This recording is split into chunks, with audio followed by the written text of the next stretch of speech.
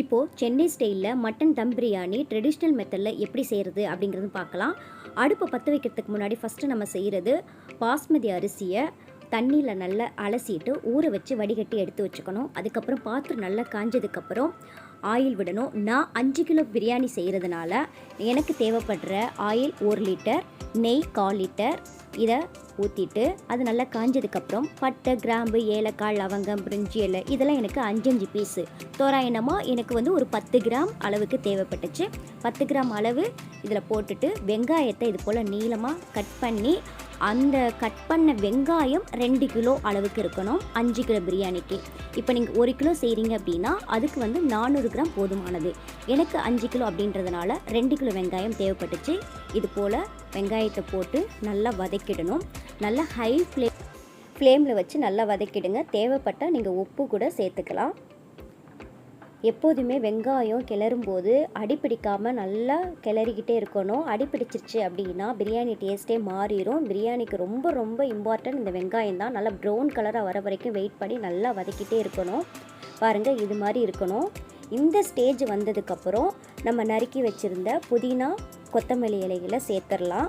நான் 5 கிலோ அளவுக்கு பிரியாணி செய்கிறதுனால எனக்கு 2 கட்டு கொத்தமல்லி இலையும் 2 கட்டு புதினா இலையும் தேவைப்பட்டுச்சு. நான் அந்த அளவுக்கு உள்ள அளவு தான் சேர்த்துட்ருக்கேன்.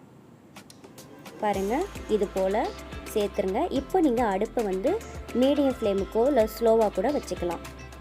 இப்போ பச்சை வாசனை போகிற வரைக்கும் நீங்கள் இதை நல்லா கிளறி விட்டுகிட்டே இருக்கணும். எப்போவுமே அடிப்பிடிக்க விட்டுறக்கூடாது. நல்லா கிளறி விட்டுகிட்டே இருக்கணும். இது போல் நல்லா கிளறி விட்டுருங்க. அடுத்தது இஞ்சி பூண்டு விழுது. இப்போ எனக்கு இஞ்சி வந்து 1.5 கிலோ தேவைப்பட்டுச்சு. பூண்டு வந்து 3/4 கிலோ தேவைப்பட்டுச்சு 5 கிலோ பிரியாணின்றதுனால. இது ரெண்டையும் நான் மிக்சியில் அரைச்ச விழுத நான் இதில் சேர்த்துருக்கேன் அப்படியே. இப்போ உங்களுக்கு 1 கிலோவோ 2 கிலோவோ எவ்வளோ தேவைப்படுதோ அதுக்கு அளவுக்கு நீங்கள் அந்த அரைச்ச விழுத எடை போட்டு நீங்கள் கூட சேர்த்துக்கலாம்.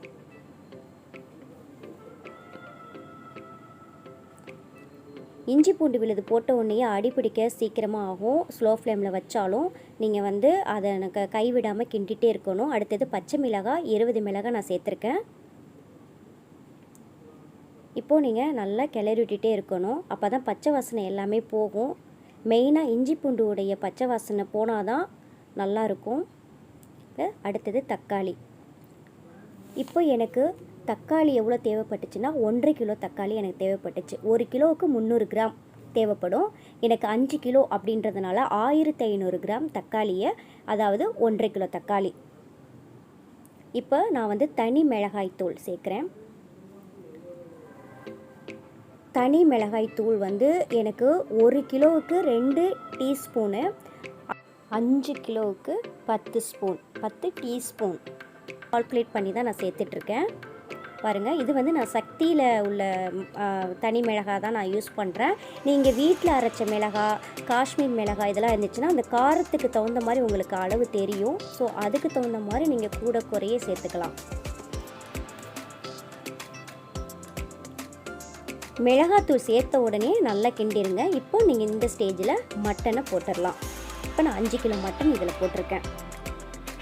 போட்டுட்டு நல்லா கை விடாமல் அந்த கிரேவிலாம் அந்த மட்டனில் நல்லா படுற அளவுக்கு நம்ம கிண்டி விட்டுட்டே இருக்கணும். பெரட்டி இது போல் நல்லா அப்ளை ஆகிற மாதிரி கிண்டி விட்டுட்டே இருங்க.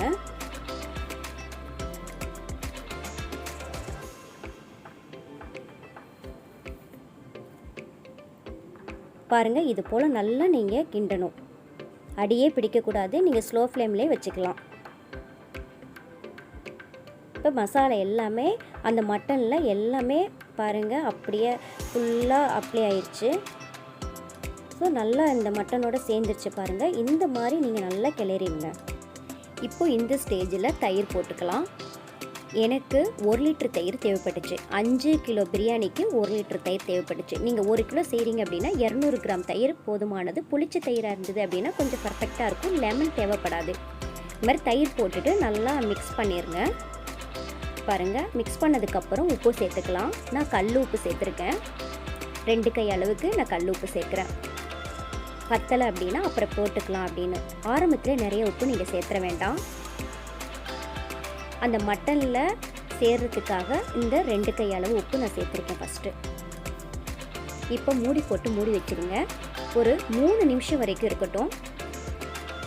இப்போ பாருங்கள், கொதி ஒரு 2-3 கொதி வரும். இந்த ஸ்டேஜில் நீங்கள் அளந்து வச்சுருக்க தண்ணியை ஊற்றிடணும். எனக்கு 7.5 லிட்டர் தண்ணி தேவைப்பட்டுச்சு. 5 கிலோ அரிசிக்கு, ஊற வச்ச அரிசிக்கு 7.5 லிட்ரு தண்ணி தேவைப்பட்டுச்சு. அதை தான் நான் இப்போ ஊற்றிட்டுருக்கேன். கரெக்டான அளவாக இருக்கணும். தண்ணியை பொறுத்த வரைக்கும் கூடவும் குறையாது, குறைவும் கூடாது. இந்த ஸ்டேஜில் நல்லா கிண்டி விட்டுட்டு நம்ம உப்பு, புளிப்பு, காரம் இதெல்லாம் கரெக்டாக இருக்கா அப்படின்றத செக் பண்ணிக்கலாம். பத்தலை அப்படின்னா திரும்ப உப்பு போட்டுக்கலாம். எனக்கு பத்தலை, அதனால் திரும்ப நான் உப்பு போடுறேன். ஸோ இது போல் நீங்கள் செக் பண்ணி போட்டிங்க அப்படின்னா உங்களுக்கு உப்போட அளவு, காரமோட அளவு, புளிப்போட அளவுலாம் கரெக்டாக இருக்கும். ஆரம்பத்திலேயே எல்லாத்தையும் போட்டுறாதீங்க, கொஞ்சம் கொஞ்சமாக நீங்கள் சேர்த்து போடுங்க. நல்லா கிளறி விட்டுருங்க. கரம் மசாலா கொஞ்சம் நான் தூவி விட்றேன், வீட்டில் ப்ரிப்பேர் பண்ணது. கொஞ்சம் டேஸ்ட்டுக்காக தான், தேவைப்பட்டால் போட்டுக்கலாம். நல்லா மூடி வச்சு ஒரு 5 நிமிஷம் கொதிக்க விட்டு எடுத்தீங்க அப்படின்னா இது போல் இருக்கும். இப்போ இந்த ஸ்டேஜில் நீங்கள் ஊற வச்ச அரிசியை போட்டுறணும். பாருங்க, இது போல் தான் போடணும். அரிசி போடும்போது எக்காரணத்தை கொண்டும் கரண்டியை வச்சு கிண்டவே கூடாது. அந்த அரிசி உள்ளே அமுங்கி நல்லா வெந்து உப்பி வரும். அது வரைக்கும் நம்ம வெயிட் பண்ணணும். இப்படி தான் மேலாக்கில் கிளறி விடணும். அது எக்காரணத்தை கொண்டும் அரிசியை கிண்டக்கூடாது. ஏன்னா அரிசி குழஞ்சிரும் அல்லது உடஞ்சி போயிடும். பிரியாணி மாதிரி இருக்காது. ஸோ நம்ம இந்த இடத்துல ரொம்ப கவனித்து நம்ம செய்யணும். பாருங்கள், இந்த மசாலாலாம் மேலே ஏறி வருது. அரிசி போட போட உள்ளே அமுங்கி போகும். இப்போது அது நல்லா கொதி வந்ததுக்கப்புறம் இது போல் செய்யணும். பாருங்கள், இந்த கரண்டியை வச்சு உள் பக்கமாக அந்த இதை திருப்பி அரிசியை திருப்பி போடணும். அது நல்லா கொதி வந்துருச்சு பாருங்கள். இது போல் செய்யுங்க. இப்போது இந்த மாதிரி செய்யும்போது நம்மளுக்கு பிரியாணி அந்த அரிசி வந்து உடையாமல் நல்லா உதிராக வரும். மசாலாலாம் நல்லா அந்த அரிசியோடு சேர்ந்து வேகும். அந்த மட்டனும் ஈவனாக வேகும். மட்டன் எப்போதுமே நீங்கள் வாங்கும்போதே கிடா ஆடாக பார்த்து, இளம் ஆடாக பார்த்து வாங்கி கட் பண்ணி வாங்கிட்டு வாங்க. ஏன்னா அது வந்து உங்களுக்கு கறி வந்து ரொம்ப சாஃப்டாக இருக்கும். பிரியாணி சாப்பிட்றதுக்கு ரொம்ப டேஸ்ட்டாகவும் இருக்கும். ஸோ அதை நீங்கள் கூட ஃபாலோ பண்ணிக்கலாம். இல்லைன்னா கறி வேகாமல் இருந்தது அப்படின்னா அந்த பிரியாணி டேஸ்ட்டே மாறிடும். இப்போ நீங்கள் அடுப்பை ஆஃப் பண்ணிவிட்டு தம் போட்டுடலாம்.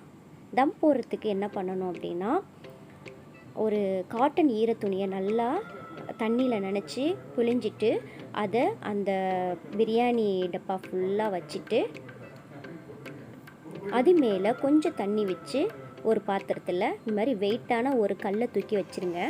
நான் செஞ்சுருக்கேன் பாருங்கள், இது மாதிரி செஞ்சுருங்க. ஒரு 50 மினிட்ஸ் கழித்து பார்த்தீங்க அப்படின்னா இப்போ பாருங்கள், ஒரு சூப்பரான மட்டன் தம் பிரியாணி ரெடியாக இருக்குது. சாதம்லாம் எந்த அளவுக்கு உதிராக பாருங்க இருக்குது. கொஞ்சம் கூட உடையலை. ஸோ வந்து நல்லா உதிராக இருக்குது. சாப்பிட்றதுக்கு ரொம்ப சாஃப்டாக இருந்துச்சு. கறியெல்லாம், சாதம் எல்லாமே, காரம், உப்பு, புளிப்பு எல்லாமே ஈவனாக கரெக்டாக இருந்துச்சு. குழந்தைங்களும் சாப்பிட்லாம், பெரியவங்களும் சாப்பிட்லாம். அந்த அளவுக்கு கரெக்டான பக்குவத்தில் இருந்தது. கரெக்டான மெஷர்மெண்ட்டில் பண்ணி போட்டதுனால. ஸோ இது போல் நீங்களும் ட்ரை பண்ணி பாருங்கள். கமெண்ட்ஸில் என்னன்றது எனக்கு சொல்லுங்கள். ஃப்ரெண்ட்ஸ், உங்களுக்கு எந்த பிரியாணி செஞ்சு காமிக்கணும் அப்படிங்கிறதும் கமெண்ட்ஸில் கொடுங்க. நான் கண்டிப்பாக செஞ்சு காமிக்கிறேன். ஹைதராபாத் பிரியாணி அடுத்தது செய்யலாம் அப்படின்ட்டு இருக்கிறேன். ஸோ நீங்கள் கண்டிப்பாக அதை வாட்ச் பண்ணி பாருங்கள். நீங்கள் ட்ரை பண்ணியும் பாருங்கள். நன்றி. நான் அடுத்த வீடியோவில் சந்திக்கிறேன்.